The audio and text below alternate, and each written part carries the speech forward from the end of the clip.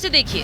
पहली तस्वीर देवभूमि में दंगे की है, जहां अवैध मदरसे पर कार्रवाई के दौरान अचानक इकट्ठा हुई भीड़ ने जमकर उपद्रव मचाया। तो दूसरी तस्वीर यूपी के बरेली की है, जहां मौलाना के एक नफरती पैगाम पर अचानक भीड़ इकट्ठा हो गई। जरा सोचिए, अगर ये भीड़ बेकाबू हो जाए, मौलाना के एक इशारे पर ये भीड़ उपद्रव का रास्ता इख्तियार कर ले, तो ये नजारा दंगे की शक्ल में तब्दील हो जाएगा। अंदर अंदर बहुत पनप रहा है, बहुत बड़ा ब्लास्ट हो सकता है। मैंने ये छोटा सा काम करके लोगों के जज्बात को कंट्रोल करने की कोशिश की है और सेफ्टी वाल्व का काम किया है मैंने।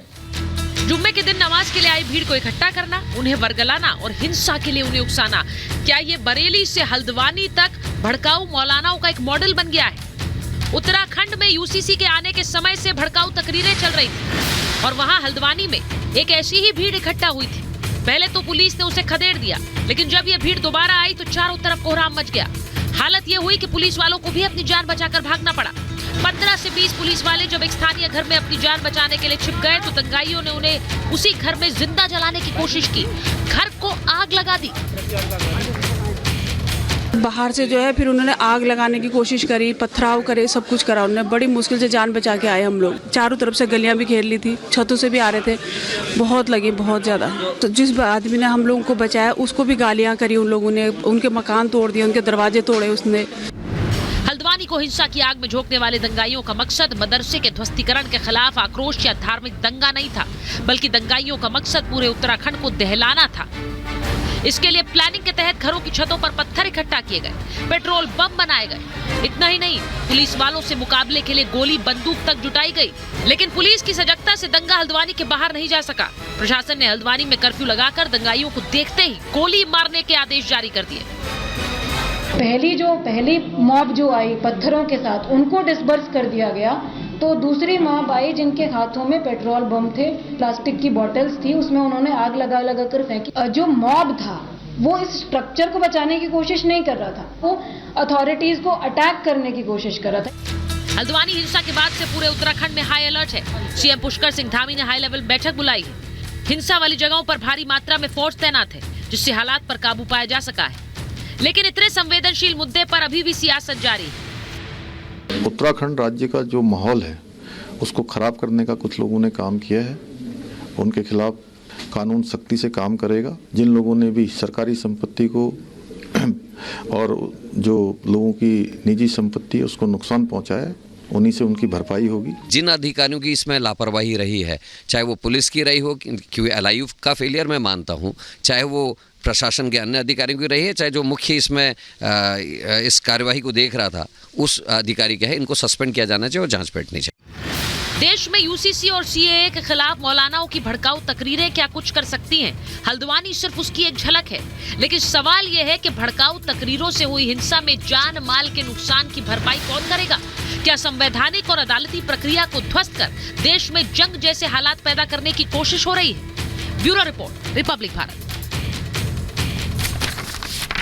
मेरे साथ जो मेहमान है, परिचय आपसे करा दूं उससे पहले एक बड़ी खबर आपको बता देती हूं कि हल्द्वानी हिंसा पर सीएम धामी सख्त हो गए। दंगाइयों से नुकसान की वसूली होगी, ये कहा है सीएम पुष्कर धामी ने। उन्होंने कहा दंगाइयों से सख्ती से निपटेंगे, यानी जिन्होंने नुकसान किया, जिन्होंने आगजनी की, जिन्होंने वहां पर हिंसा फैलाई, वही जवाब देंगे और वही भरपाई भी करेंगे। और आज महाभारत इसी पर कर रही हूं। ये सिर्फ उत्तराखंड की बात नहीं है, ये बिहार, ये उत्तर प्रदेश, ये महाराष्ट्र, ये हर राज्य का सवाल है, ये देश का सवाल है।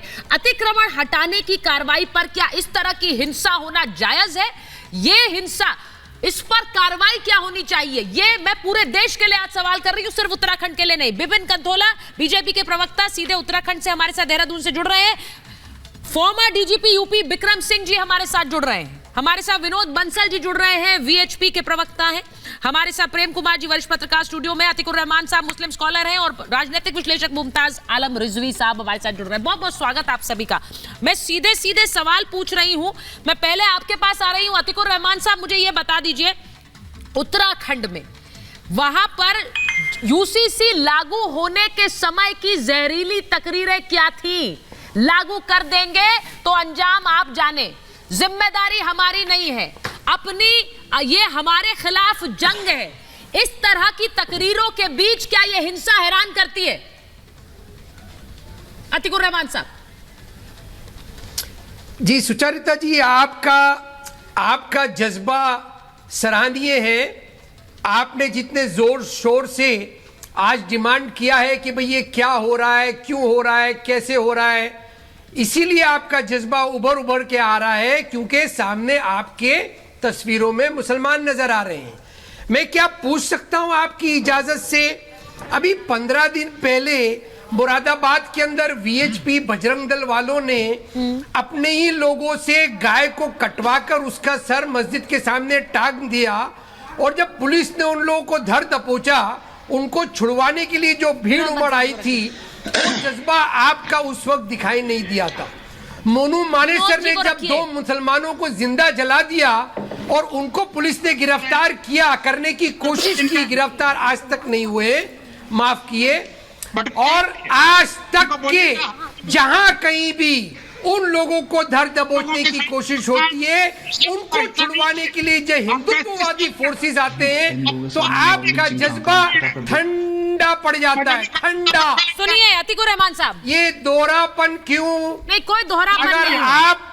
दोहरापन नहीं है। जवाब मैं देती हूँ आपको विनोद बंसल जी से। हालांकि वीएचपी का सवाल आपने पूछा, विनोद बंसल जी जवाब देंगे। हम आपके लेकिन मेरी बात सुन लीजिए अतीकुर रहमान साहब, को जो सुलूक करना है करिए, बिल्कुल होगा भी वही, होगा भी वही।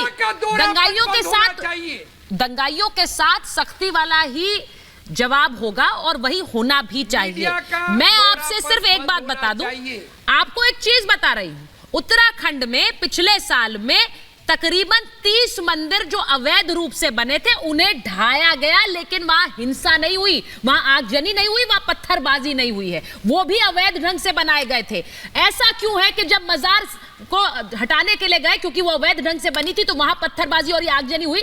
आप समझ ही नहीं रहे अतीकुर रहमान साहब, जो बैठ के जहरीली तकरीरें करते हैं ना कि यूसीसी आएगा तो मुसलमान के खिलाफ आ जाएगा, जंग का माहौल हो जाएगा, उसी का नतीजा है ये सर, उसी का नतीजा। And you need to understand this. ये भड़काना, वर्गलाना, बहकाना बंद करिए, बंद करिए। दोहरा रवैया नहीं है। विनोद जी आपसे सवाल पूछ रहे हैं, जवाब दीजिए। चलता नहीं है, रुकिए, चलता है। देखिए, जो अवैध ढांचा गिराया था, उनका तो मस्जिद था, था, न कोई मजार थी। ये ना अवैध